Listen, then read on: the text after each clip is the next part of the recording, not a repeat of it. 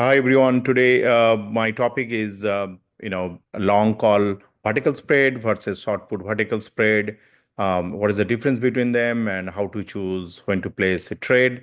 A long call vertical spread is a spread when we buy a um, lower strike call and we all at the same time we sell a higher strike call, right? So same expiry date, a short call and a long call, and in the difference is the spread width that you want to make the stock go up. We want to make a profit if stock moves up. So these are bullish strategies. So we want the underlying stock to go up, right? So we buy and sell a call on the stock at the same time with the same expiry date. A short put spread is also a neutral to bullish strategy, which means is that we want at least stock not to go down, either stay where it is, or or make a move up, right? So stock go up. So basically, both trades are bullish trade, and we definitely want stock to move up, right? So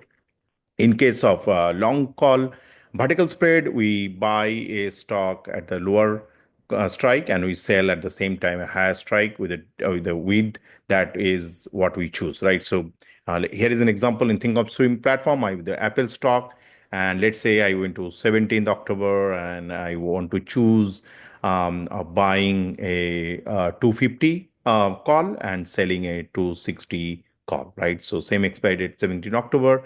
So let's buy a 250 strike call and sell a 260 call, right? So if I do that, it will create a vertical spread. Let's see, 250. So I buy that. Yeah, so here change the quantity to one, and you see that it's showing as a $4.57 debit, right? So what is that means that I have to pay $4.57 because I'm buying a lower strike call and I'm selling a higher strike call. The width is 10. I have to pay $4.57. So in terms of option trade value, it's a 100 stock underlying. So it will be $457, right? So I'll be paying $457 upfront. So my max loss is going to be 457. So right now you see that in long call vertical spread, what is happening is as soon as I choose this trade, I'm already paying the maximum loss that's possible on this trade, right? So, currently the Apple stock is 252. I'm buying 250, so I'm paying for that, and the difference is $4.57 because I'm also getting some credit by selling $260 call. So that is the $457 is my max loss, and how much I can make profit. So my max profit would be the spread width, which is 260 minus 250, which is $10, minus the debit that is paid, minus the max loss that I paid. So if I do $10 minus $4.57, it will be $5 and $5.43, right? So $5.43 I can make out of this trade. So if I place confirm and send, you will see that we are buying a long call vertical spread at $4.57. So my max profit is $543, and my loss is $457. Now the thing is that there is something called break even. So break even is very important to know, that the stock has to be above this price to make any money, right? So this is as I said, long call vertical spread or bullish spread. So we want to stock to go up. Currently, Apple stock is $253, $252.31. It has to be at least above $254.57 at the expiry. When is the expiry? Expiry is October 17 that we chose, right? So let's see how that work, right? So we have $10 widespread. Maximum profit is for $4.57. Is the debit spread. from $10, we subtract that, we get $5.43. That's our maximum profit. Now you see, in long call vertical spread, when you are placing, so you are already you already know what is your maximum loss could be, right? Which is $4.57. You are not going to lose many more than that. But what is going to happen is that your max profit will be variable, right? Your max profit will depend on how much money is above the break-even price. And the break-even, as I said, is the your long call plus the debit that we are spending, right? So $250 your long call plus your debit spent on this $4.57, $254.57. So by the end of expiry, October 17, you want the stock at least above or equal to $254.57. If it is $254.57, you won't make any money. If it is actually 43 cent. I think the calculation was wrong. Okay, $250.43 is or above to make any profit. When you do short put spread, it is different, right? So what happens? Let me show you. So delete that, and you want to now on the come in the put side, and you want to sell a lower strike, and you want to buy a higher strike because put work oppositely, right? So when you buy, you mean you want to sell. When you sell, you want to buy. So you want to buy at higher price, and you want to sell at a lower price. So you sell put let's say 250, and you want to buy at 260, right? So when you want to buy the put, you choose the ask price. So you put that in there, and then you want to sell 250. You want to choose the bid price. Something is wrong here. So you want to buy this, and you want to sell 250. Going to sell 250, change this quantity to 1. And you see that here, what is happening, that I want to buy 250, I want to sell 260.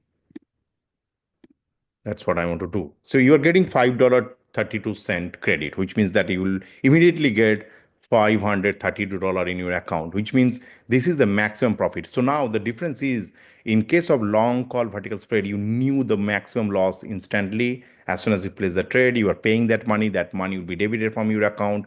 In the case of short put vertical spread, you are actually, getting paid instantly. That is your maximum profit, and it cannot be more than that, right? So if you hit confirm and send, you can see that your max profit is capped at $532, and your loss could be $468. Now, how the $468 is calculated? That will be your width of the spread, which is $10, 260 minus 250, minus the credit that you received, which is $5.32. So around $4.68. Basically, $468 would be your max loss if the stock remains below $254.68. Now that is the break even. The break even is your long strike, which is 260, short strike, which is 260, minus the credit that you received, which is $254.68. So here you see your break-even price is $254.68, right? So that is, the stock has to be above or at least equal or above $254.68 at the expiry of October 17, to either not to lose or make any money, right? So now the question is that how to choose between these two trades, right? Now, if I see three criterias, right? What is my max profit potential? What is my break even? And what is my max loss potential, right? So in the case of long call vertical spread, I see that my max loss, I already know it's $4.57 or $457, and my max profit is $543, which is different in case of short put spread.